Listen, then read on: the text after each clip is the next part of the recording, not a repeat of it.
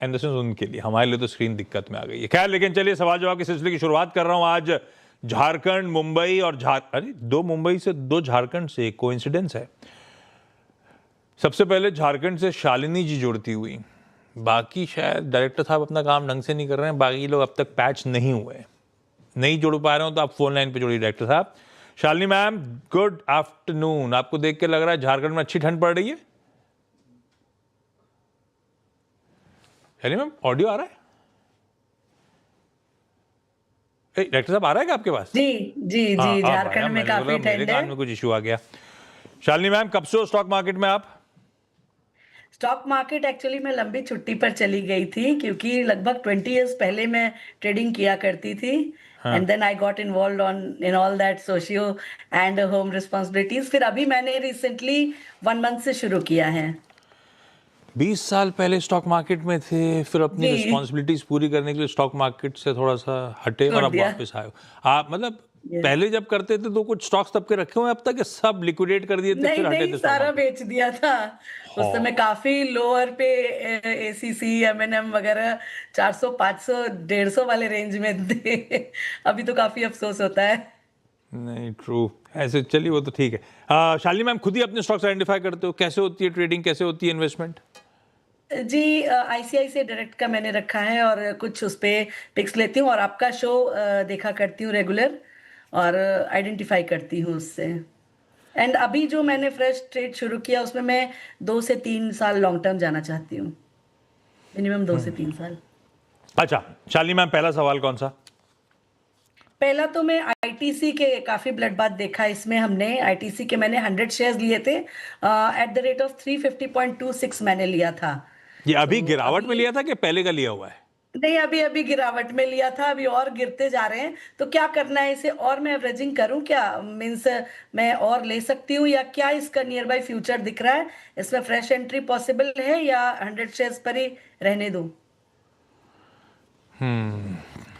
To जिनसे to three पूछने years जा मैं रहा हूँ वो होल्ड कर आमतौर पे सकती हूँ। आईटीसी को लेकर वोकल रहे हैं, इसके लॉन्ग टर्म चाल को लेकर। लेकिन राजेश सर, समीकरण बदले हैं और मेरे ख्याल से किसी ने एंटिसिपेट नहीं करा था कि इतने एग्रेसिव टैक्सेशन, इतने की गणित करूं तो 1/3 दाम बढ़ जाते हैं, इस तरह का इम्पैक्ट पड़ा है इस पे।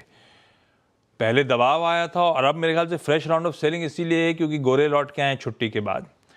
क्या करना चाहिए अगर मेरी 350 की बाइंग है? और क्या आईटीसी ऐड करने लायक हुआ है या इस तरह की वोलेटाइल सिचुएशन के बीच में, फ्लूइड सिचुएशन के बीच में अभी दूरी रहना बेहतर होगा, एडिशनल पैसा कमिट ना करूं?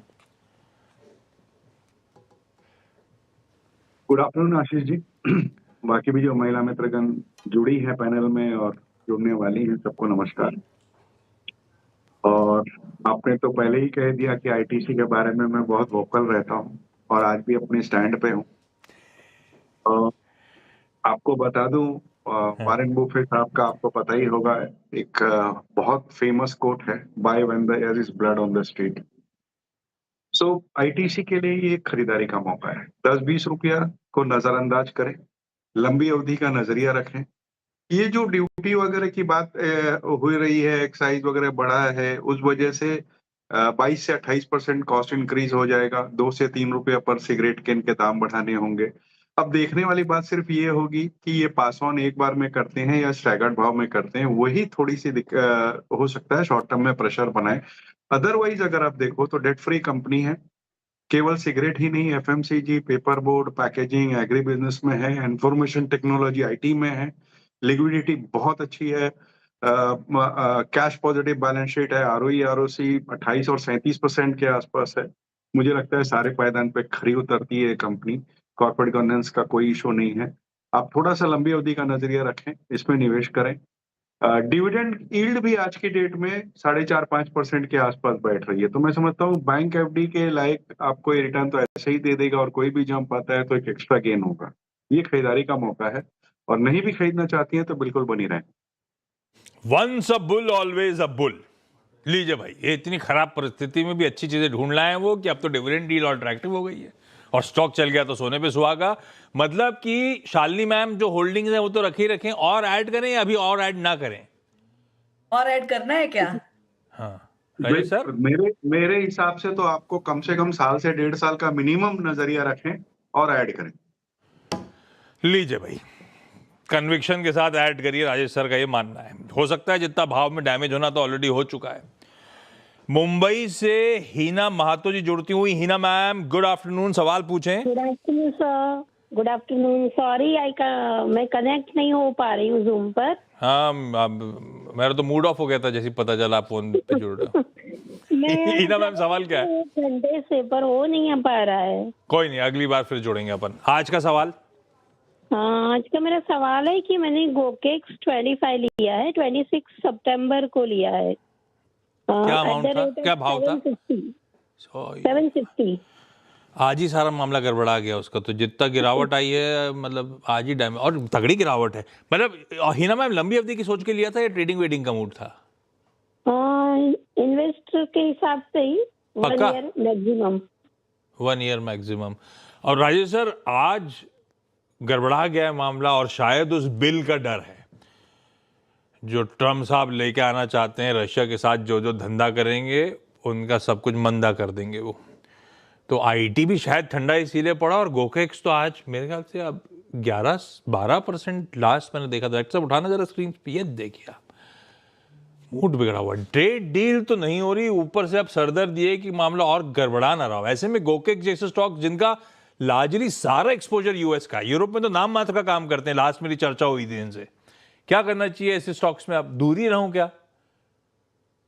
देखिए, इस वक्त तो अवॉइड की कैटेगरी में आप, चूंकि इनका ऑलरेडी मेरे हिसाब से 20-22% के आसपास का कट हो चुका है, तो आज नहीं बेचें, थोड़े से उछाल का इंतजार करें, उछाल में निकलने की कोशिश करें।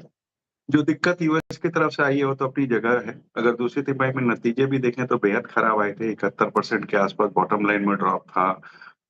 मार्जिन लुढ़क कर 8% तक आ गए थे। और जो यूएस की तरफ से जो सरदर्द बना हुआ है वो मुझे नहीं लगता कि बहुत जल्दबाजी में कुछ हटने वाला है। तो डिमांड को लेकर के थोड़ी सी दिक्कत तो है ही। तो कोई भी उछाल आता है 650 तक भी, तो वहां तक निकलने की कोशिश करें।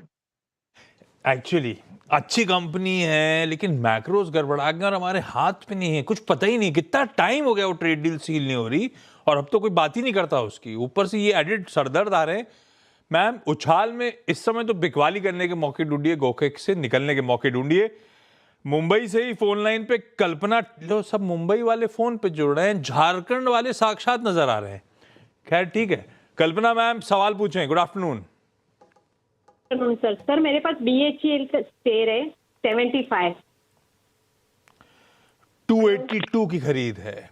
और कल्पना मैम, ये ट्रेडिंग वाला मामला था या लंबा सोच के ही रखा है?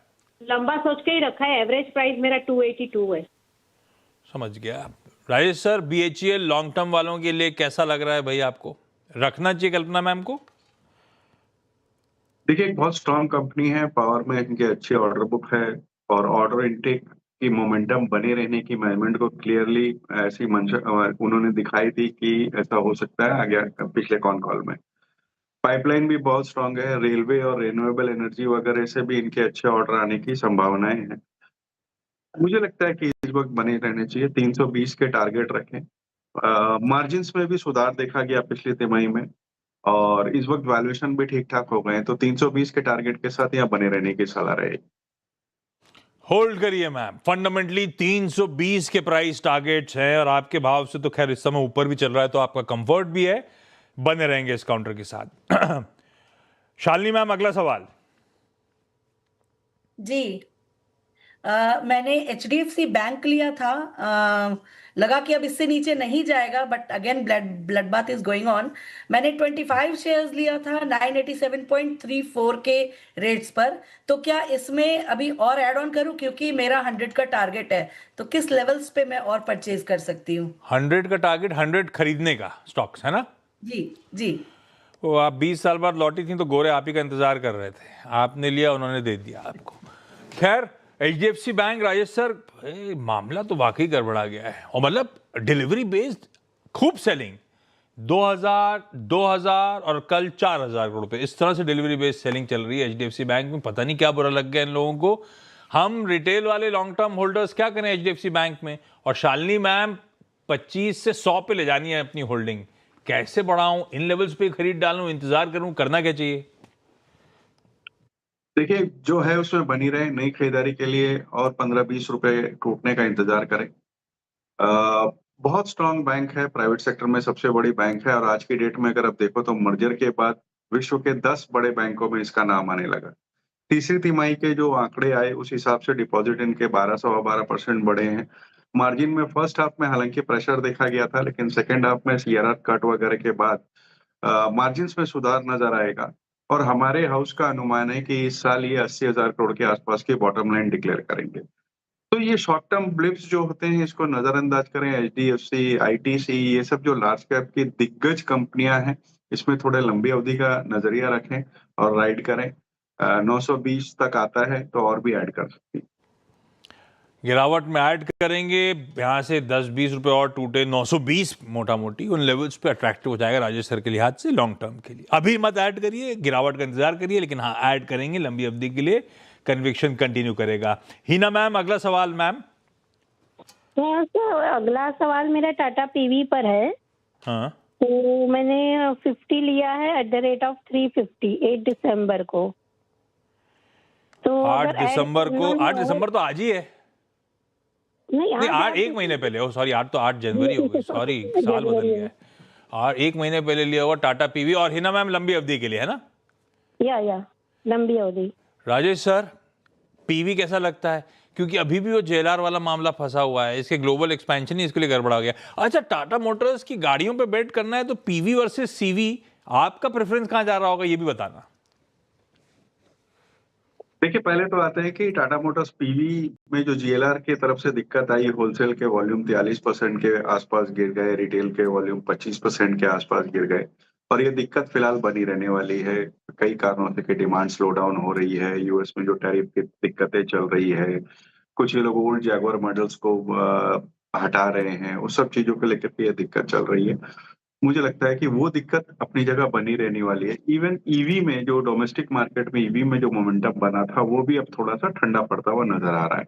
लंबी अवधि के लिए अच्छा स्टॉक है। साल सवा साल में हमारा अनुमान है ये 400 तक जा सकता है। अब आपके सवाल का दूसरा हिस्सा कि पीवी या सीवी, अगर दोनों में एक चुनना हो तो मैं सीवी के साथ जाना चाहूंगा। वहां ज्यादा बेहतर ऑप्शंस नजर आ रहे हैं। पैसेंजर व्हीकल्स में मेरे हिसाब से आज की डेट में हुंडई या मारुति के साथ जाना चाहिए। ये व्यू है, बिल्कुल ठीक है, ये इंटरेस्टिंग व्यू आता हुआ। शालिनी मैम, आखिरी सवाल पूछ लो जल्दी से आप। हाँ जी, ये लास्ट मैं पूछना चाहूंगी हिंद कॉपर पे, क्योंकि Okay. हिंद कॉपर मैंने लिया था 50 शेयर्स। मैंने अगेन वो कंसोलिडेट करी थी मैं एवरेजिंग करने के लिए, तो 566.85 के रेट पे मैंने लिया था और मेरा टारगेट 200 शेयर्स परचेज करने का है for long term 2 to 3 years। तो फिर किस लेवल्स पे मुझे और परचेजिंग करनी चाहिए? राजेश सर। देखिए, बहुत शानदार चला है पूरे मेटल पैक और अब थोड़ी सी प्रॉफिट बुकिंग हो रही है। कमोडिटी स्टॉक्स है, साइकिल में चलते हैं, इसलिए थोड़ी दबाव देखा जा सकता है। ये मेरे हिसाब से 500-480 के लेवल्स पे आप और ऐड कर सकती हैं। भारत की एक इकलौती इंटीग्रेटेड कॉपर प्रोड्यूसर है जिसमें सरकार 66% होल्ड कर रही है। कैपेसिटी एक्सपैंड कर रहे हैं 3.75 से 12.2 FY30 तक। और जिस तरीके से ईवी रिन्यूएबल के क्षेत्र से कॉपर की डिमांड बढ़ती जा रही है, हो सकता है कि छोटी अवधि में दबाव रहे, लेकिन लंबी अवधि में आपके रिटर्न्स अच्छे बैठेंगे। तो गिरावट में खरीदारी करें। भाई, इस नोट पर हिना जी, शालिनी जी, कल्पना जी, थैंक यू सो मच। एक और झारखंड से फोन लाइन पे जुड़ने वाली थी, वो नहीं जुड़ी, अदरवाइज डिक्सन पे भी चर्चा हो जाती, इसीलिए उन्होंने कहा था आज बहुत इंटरेस्टिंग स्टॉक्स हैं राजेश सर के साथ बातचीत करने के लिए। खैर, इस नोट पर राजेश सर आपका भी धन्यवाद। सॉरी आज अपन इसके आगे बातचीत नहीं कर पाएंगे, समय कम था। बढ़िया था, लेकिन इंटरेस्टिंग क्वेरीज थी आज की। ब्रेक ले रहा हूँ, ब्रेक के उस पर लौट के आऊंगा तो एक क्विक मार्केट अपडेट है। ब्रेक के